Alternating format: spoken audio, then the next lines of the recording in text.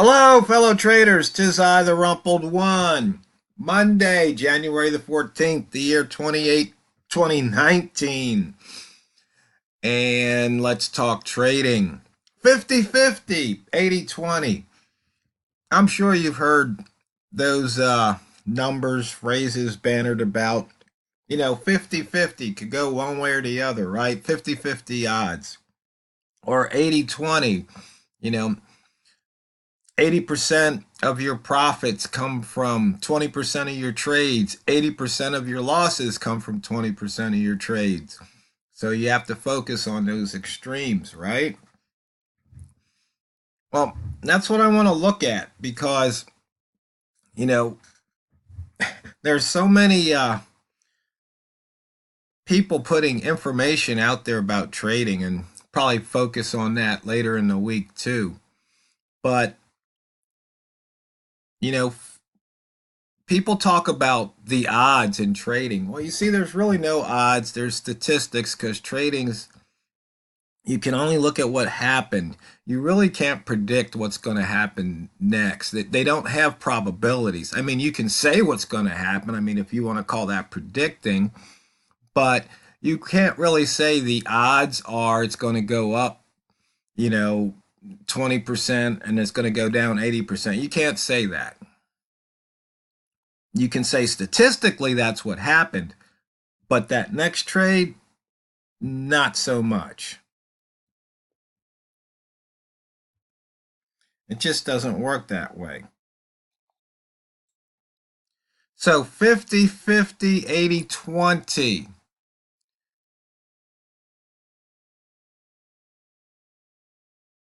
Up, down, right? Trading's binary. I've talked about that before. But it's not a coin toss. It really isn't. I mean, yeah, the trade can either go, price is either going to go up or down, right? If it moves, it's going to go up or down. But what about the 80-20?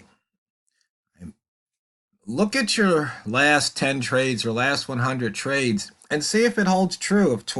If 80% of your profits came from 20% of your winners and 80% of your losses came from 20% of your losers. Now, I am going to go out on a limb, and I bet you when you do that analyzation, it's going to be pretty close, especially on the losing side. And bringing that up, I want to give a shout out to a trader that's been corresponding with me about stock trading and my Run Forest Run filter over on StockFetcher. A lot of people don't really understand it. Basically, what it does is it finds stocks that move up or down. I think in this case it was up 10% or more, so many times out of the last 10 days or last 100 days. In other words, you want to find something that's volatile, something that moves, and you want to take advantage of it. You just want to, get that little pop in and out. And that way, if you have a small account, you can ramp it up really quickly. Now, of course, it's risky because maybe you get in and it doesn't go up. But once again, based on statistics, they have a high, they go up a certain amount, maybe 80 times or more out of the past 100 days. In other words, it seems like it's a pretty good play, pretty good trade. But the thing about it is, this trader says they're profitable. And so I told him, don't change a thing. They go, well, wants to be more profitable. And I replied, don't change a thing. If you are profitable, you don't need to change a thing. What you need to do is look at those trades that are bringing you your losses, and maybe, just maybe, you need to work on your money and risk management.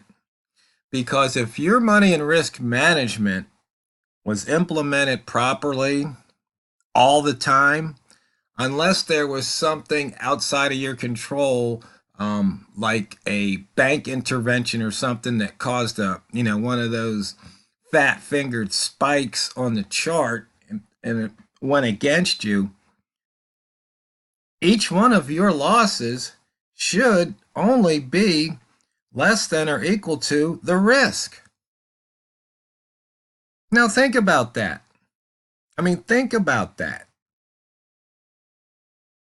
If you're applying money in risk management, your trades, your losses should be less than or equal to your risk. Because if any of those trades is more than your risk, then you didn't apply your money in risk management. Once again, it's that simple. Very, very simple.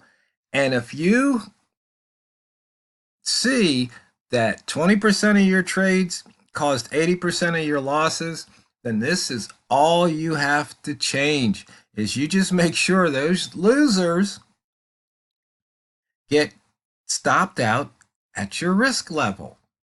That's it.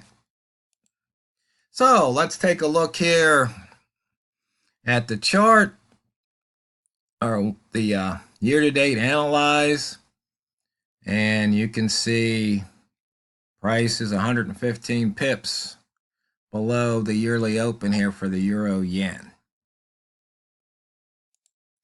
On the week, okay, yesterday I believe when I made the video there was 5 that haven't filled the gap. We've got 1, 2, 3, 4. So from last night to this morning, we've had another gap fill. So traders, if you want to take advantage of this, there's still opportunity.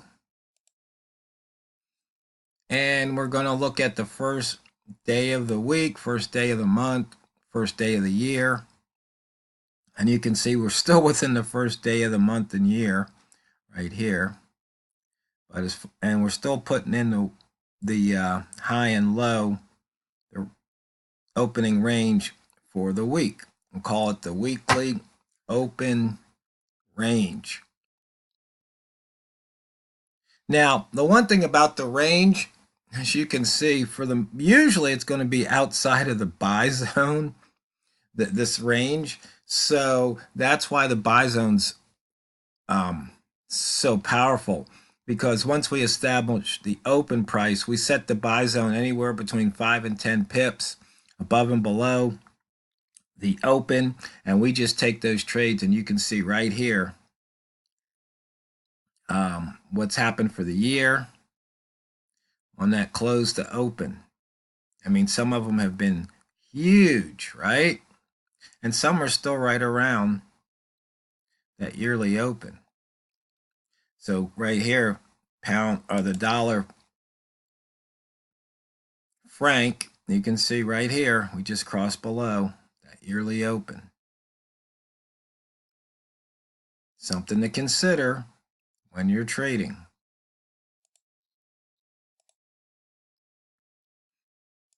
Once again, first day of each of the past 12 months, and we're below them all.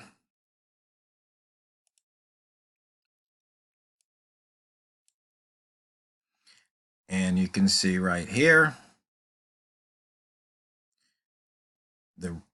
once again, the range, first day of the month. And let's see, we got a couple of weeks, then we'll have then we'll be able to move these lines.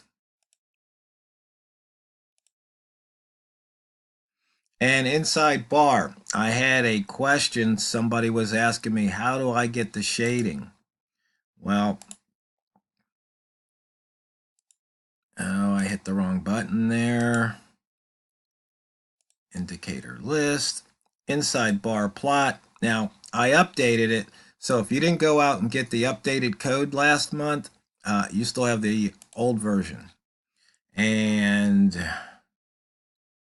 right here, it says shade the inside bar. We also have the side markers, if you like side markers here. How I use side markers is sometimes during distracted trading. If I've got another window open, a browser, I'll have the screen so I can just look at the side here. so I can see where price is in relation to whatever side markers I have on there. But as far as inside bar goes, you can see the euro yen crossed below that inside bar, the low, and went down, but now it's coming back up, and possibly weekly inside bar from last week. See, we're in there. We might be able to get a breakout to the upside.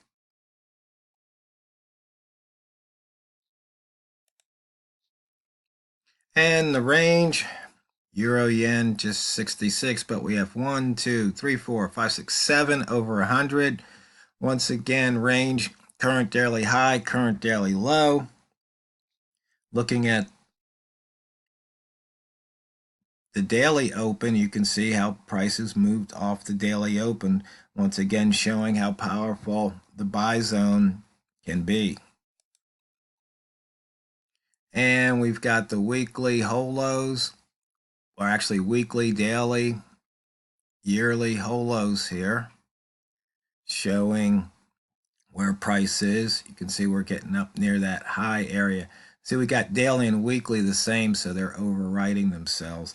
Might have to go in the code and see if I can change that so it doesn't overwrite.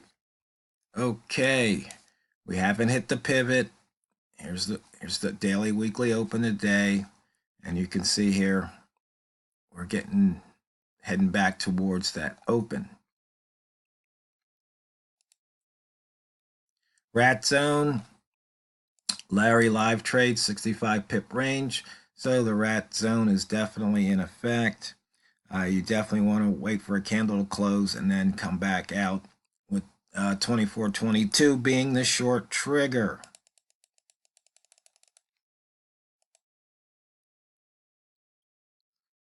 Once again, we haven't hit the pivot. So we've got another missed pivot.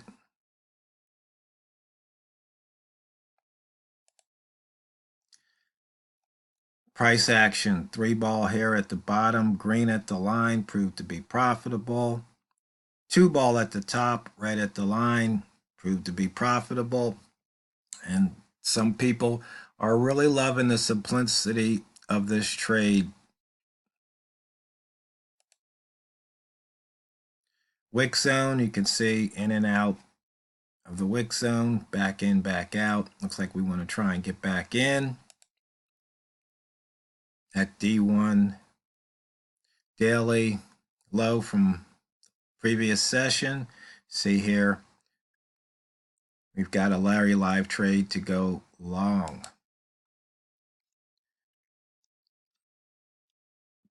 Down here at the tick level, you can see how price has crossed above the valley of the ask, and then the ask dropped below the peak of the bid, and then the bid came back, and you can see we're just moving like this for a couple of pips.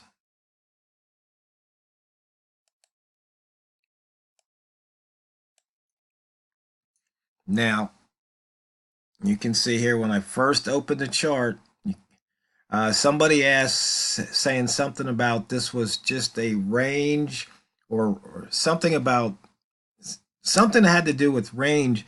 And no, what this TRO Einstein indicator is, it's just something that's very simple. You know, Einstein's theory of relativity. So when you open your chart and you see that first price print, that's your open. And everything is relative to when you look at the chart.